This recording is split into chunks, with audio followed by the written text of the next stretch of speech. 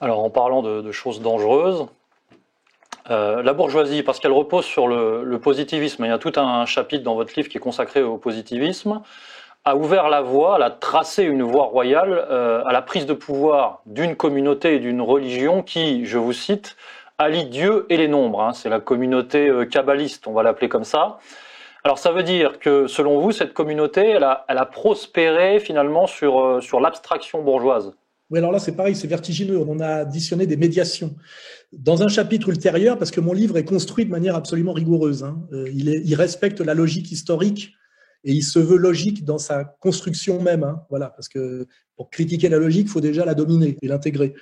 Et donc, je dis que la philosophie de la bourgeoisie, c'est le positivisme, qui d'ailleurs donne Auguste Comte en philosophie, mais peut donner Émile Zola en sociologie, en littérature, excusez-moi, et de bien différencier Zola, par exemple, de Balzac. Balzac est un penseur dialectique. Zola est déjà un auteur positiviste.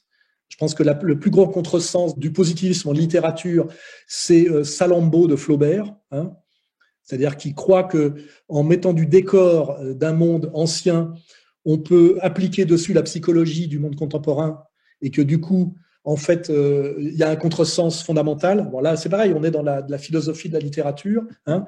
Et pour ne pas m'éloigner du sujet, la philosophie de la bourgeoisie, même si elle s'appuie sur Kant au moment de son ascension, mais au moment de sa prise de pouvoir réelle, et qui est le moment de sa puissance et de sa brutalité, c'est le positivisme. Et le positivisme, c'est supprimer la question du pourquoi, c'est-à-dire la question de l'origine et des fins dernières, qui est fondamentale dans la pensée. Hein, là, c'est Gauguin, hein, qui suis-je, où vais-je, machin, etc. Uniquement réduite à la question du comment, c'est-à-dire de la gestion, mais de la gestion étendue à tout, avec l'idée que l'outil mathématique peut tout résoudre. C'est-à-dire que c'est la naissance aussi, il faut le comprendre, de la sociologie, qui accompagne d'ailleurs l'économie. C'est-à-dire que c'est la rupture avec ce que j'appelle le dualisme fondamental de la philosophie, qui est le dualisme du physique et du métaphysique. Le physique, c'est la compréhension de la nature dont nous faisons partie, hein, compréhension sur la nature, et le métaphysique, c'est ce qui arrive après le physique, c'est ce qui est spécifique à l'homme, c'est la question de la morale et de la transcendance, ce qui, dans le monde chrétien, veut dire la morale du bien et de Dieu. Hein. Voilà, et c'est la dimension divine de l'homme, on va dire. Là, je fais des raccourcis, mais ça reste cohérent philosophiquement, ces raccourcis que je fais. Et en fait, c'est là d'ailleurs où je mets une claque à des mecs comme Gave, c'est que en fait, le marxisme n'est pas de ce point de vue-là un hyper-matérialisme. C'est le matérialisme bourgeois qui réintroduit dans le matérialisme bourgeois, qu'on appelle le positivisme, la question des fins dernières. Donc ça remet en fait, de la métaphysique dans le matérialisme bourgeois qu'on est totalement absent. Et c'est d'ailleurs ce qui est glaçant et très angoissant dans le monde bourgeois, et c'est ce que critiquent tous les écrivains et tous les spiritualistes, qu'ils soient d'ailleurs de gauche ou de droite. Ça fait penser à l'American Way of Life de l'après-guerre, c'est-à-dire ce monde réduit à la matérialité, ce monde réduit à la gestion du comment, et ce monde de la technocratie, c'est le vrai terme, qui pense que la question humaine, qu'elle soit individuelle ou collective, se réduit par de la gestion, hein, et que les autres questions n'ont pas de sens. Et là, on est dans, effectivement, la vision d'Auguste Comte, qui d'ailleurs, il reviendra dessus à la fin, il aura une crise mystique, et il se reposera la question des fins dernières, qui est anthropologiquement, comment dirais-je, inéluctable, je dirais. Mais la pensée bourgeoise, dans sa phase de brutalité et de réalité de domination, c'est le positivisme. Et c'est l'idée qui est l'idée de la sociologie. Alors, comme exemple parfait dans le monde récent, on a Bourdieu, qui pour moi est un abruti parfait.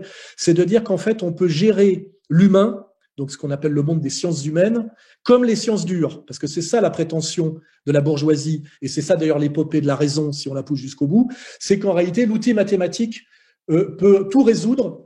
Hein, alors au début, c'est la réalité mathématico-physique pour construire des ponts et des immeubles de 10 étages. La réalité même de la médecine, je le montre bien avec les travaux de Claude Bernard, de comprendre effectivement la réalité du corps, ce qui nous amène d'ailleurs au sujet actuel du virus. Hein, on voit que c'est... Et puis après, de dire ça peut aussi régler le monde de l'homme, de l'angoisse. Et d'ailleurs, le premier sujet de la sociologie, si vous vous rappelez du livre fondateur de la sociologie en française, est une étude sur le suicide. Vous voyez ? C'est-à-dire qu'à un moment donné, la question du suicide, qui est éminemment métaphysique, qui est la question de la mort, hein, la question du sens de la vie, il y a une étude sur le suicide qui s'efforce de réduire la question métaphysique du suicide à un travail quantitatif, vous voyez, strictement quantitatif, de sociologie, hein, et de sociologie d'ailleurs quantitative, statistique, machin, etc. Ce qui d'ailleurs n'est pas inutile, mais je veux dire, c'est la limite et la monstruosité de la bourgeoisie, que ne comprennent pas d'ailleurs les anti-marxistes bourgeois comme Gave, hein, c'est qu'ils ne sont que dans la gestion et qu'en fait, dans leur monde, il n'y a plus de ciel.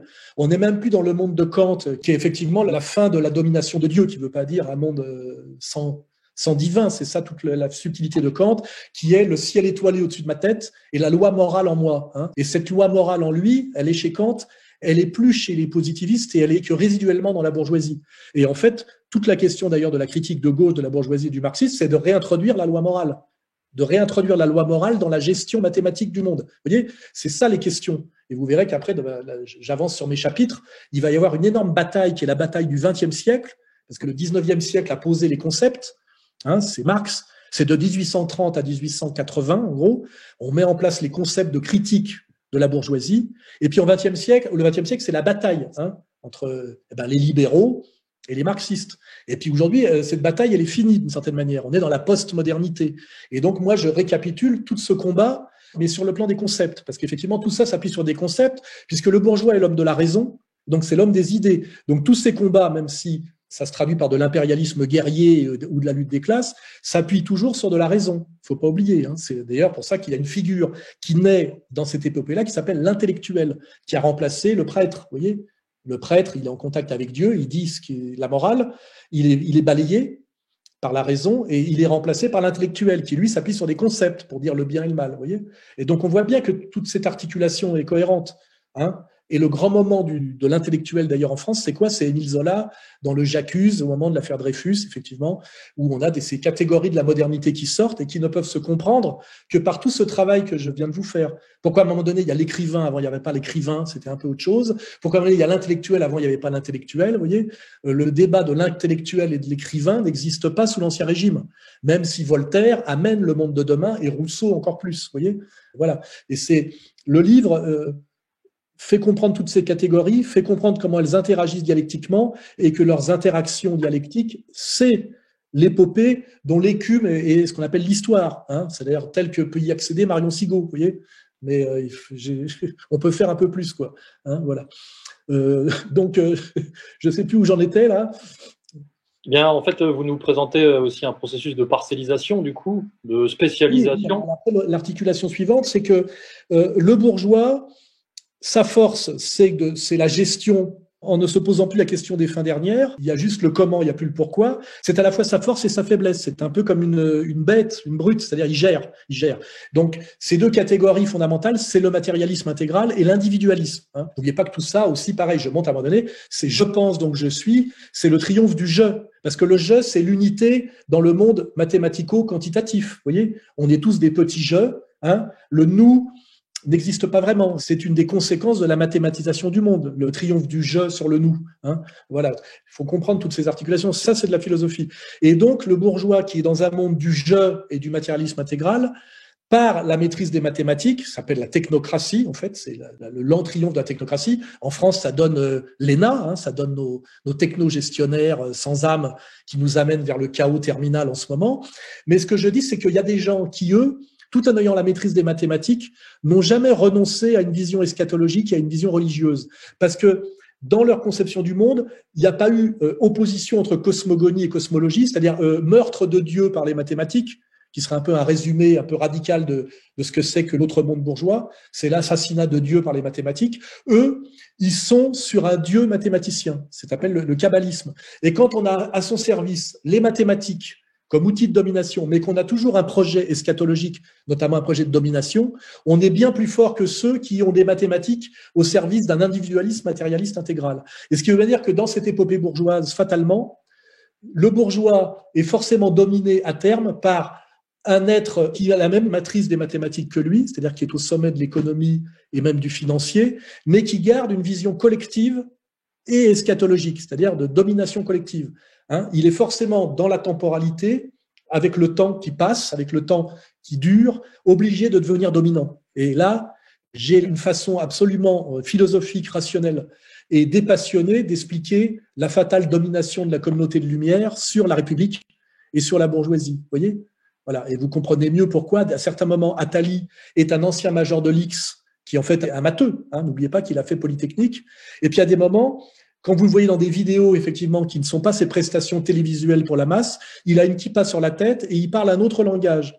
Mais un autre langage qui n'est pas coupé totalement de son langage précédent. C'est-à-dire qu'à un moment donné, on voit qu'il n'est pas juste un matheux, il est un matheux qui a gardé un projet religieux. Et quand on additionne le projet religieux et la maîtrise des mathématiques, on a une puissance sur la réalité contemporaine supérieure à tous les autres, supérieure à tout le reste. Et donc, on est objectivement forcément dominant. Voilà.